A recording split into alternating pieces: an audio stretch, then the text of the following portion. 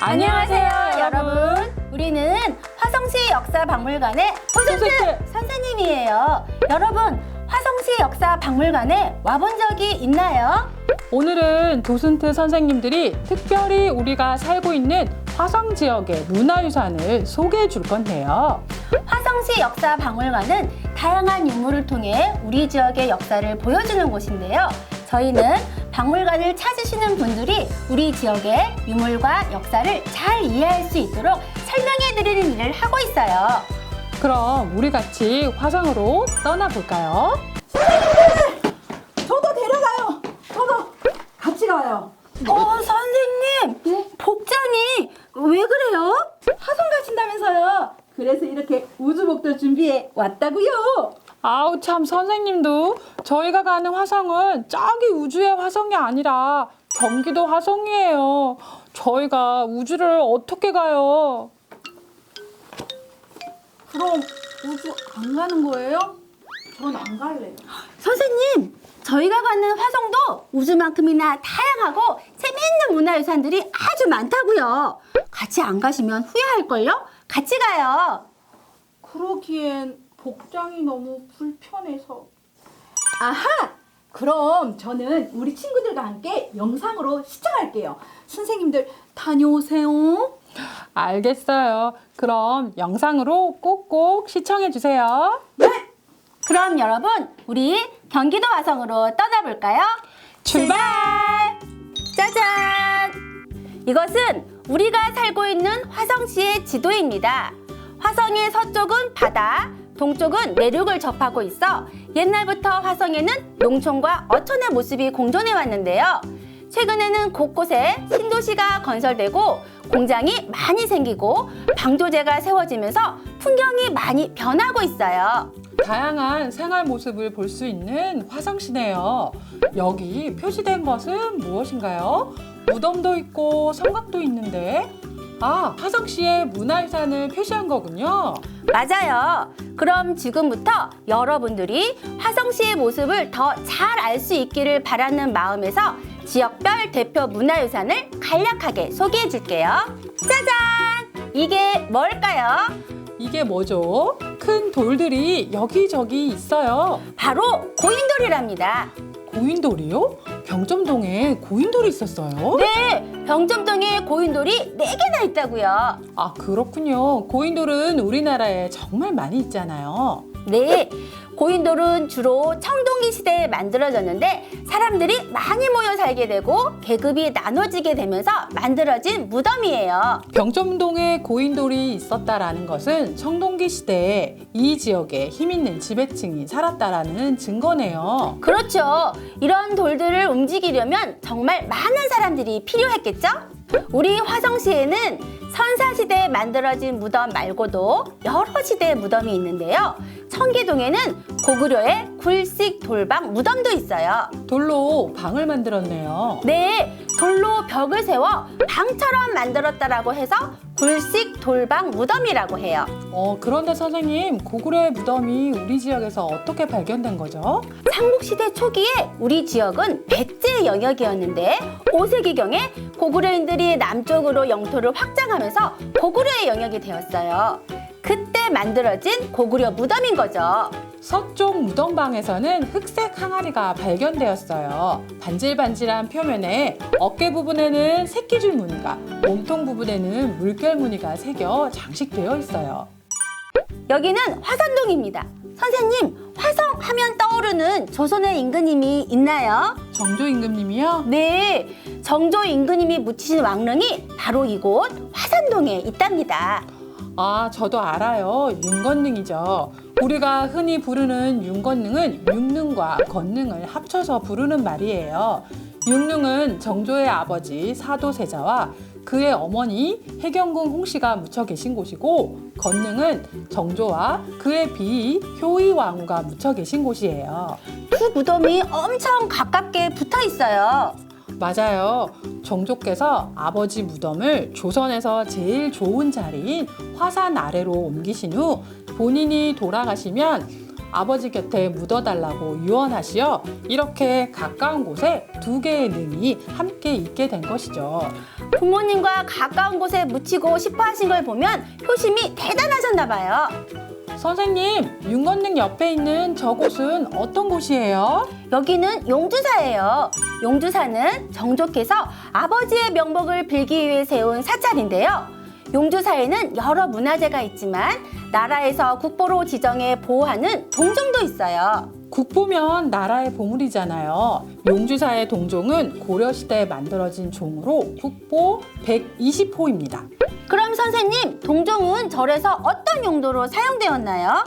동종은 불교의식을 진행할 때 사용되던 중요한 도구인데 절에서 시간을 알리거나 사람을 모을 때도 사용이 되었어요. 우와, 그럼 절에선 정말 필요한 도구네요.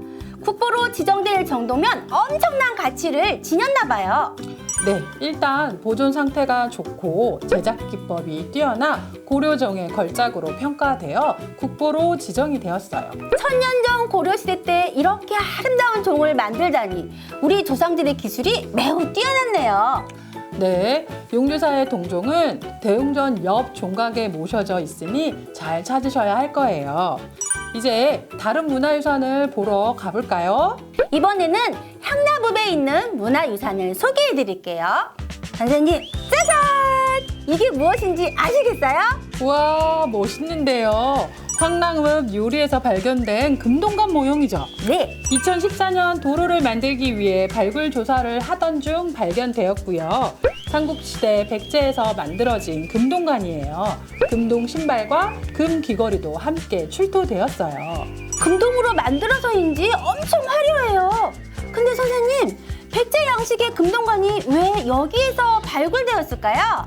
이 금동관이 만들어지던 4, 5세기는 백제가 지배력을 확장하면서 강력한 국가로 발돋움하던 시기였어요. 백제는 화성 지역의 세력을 자기 편으로 끌어들이기 위해 금동관과 금동신발을 선물로 내려준 거예요. 와, 백제가 우리 지역의 큰 세력과 손잡기 위해 아주 귀한 선물을 준 거네요. 게다가 지금까지 백제 양식의 금동관이 총 9점 출품되었는데 경기도에서는 요리 금동관이 처음 발견된 것이라 의미가 크답니다. 우리 화성 지역은 옛날부터 주목받던 지역이었군요. 설명을 듣고 다시 금동관을 보니 뭔가 더 멋져 보이는 것 같아요. 이번에는 조금 가까운 시대의 문화유산을 살펴보러 갈까요? 선생님, 태극기 하면 뭐가 떠오르세요? 3.1 만세운동이요. 그쵸? 사람들이 태극기를 흔들며 독립을 외쳤었는데요. 우리 지역에도 독립운동을 벌였던 곳이 있다는 거 알고 계시나요? 정말이요? 그곳이 어디인가요? 바로 제암리에 있는 3.1운동 순국 유적지입니다. 제암리 학살 사건은 교과서에서 배워서 저도 잘 알아요. 1919년 3월에서 4월까지 화성 곳곳에서 격렬한 독립운동이 일어나자 일제가 이에 대한 보복으로 제암리 교회의 주민을 가두고 불을 질러 학살한 사건이에요. 살아있는 사람들을 가두고 불을 지르다니 너무 끔찍하고 무섭네요. 그러게나 말이에요. 내 나라를 되찾기 위한 독립운동인데 학살이라니. 일본은 우발적인 사고였다고 주장하지만 사실 치밀한 계획을 세워 군부대를 동원해서 벌인 일이에요. 바로 이곳이 제암리 학살 사건이 일어난 현장입니다. 그때 순국하신 독립운동가들을 잊지 않기 위해 이곳에 3.1운동 순국 기념탑을 세웠어요. 다시는 이런 일이 일어나지 않도록 우리가 역사를 바로 알고 후손들에게 잘 전달해야 될 것 같아요. 조선시대에도 이렇게 외세의 침략에 맞서 싸운 분이 계신데 이번에는 그분을 만나러 가볼까요? 선생님, 병자호란에 대해서 알고 계시나요? 네, 조선시대 전쟁이 크게 두 번 있었는데 임진왜란과 병자호란이잖아요. 네, 병자호란 당시 청나라가 조선을 침략했을 때 임금인 인조는 남한산성으로 피신을 하셨죠. 이때 남양 도호부 지역을 지키기 위해 청군과 끝까지 싸우다 돌아가신 분이 계세요. 그분이 누구신데요? 바로 남양부사 윤계예요. 그분의 순절비가 남양읍에 있답니다. 그런데 선생님, 순절비가 무엇인지 아시나요? 네, 나라를 위해 기꺼이 목숨을 내놓으신 분들을 기억하기 위해 세운 비석이잖아요.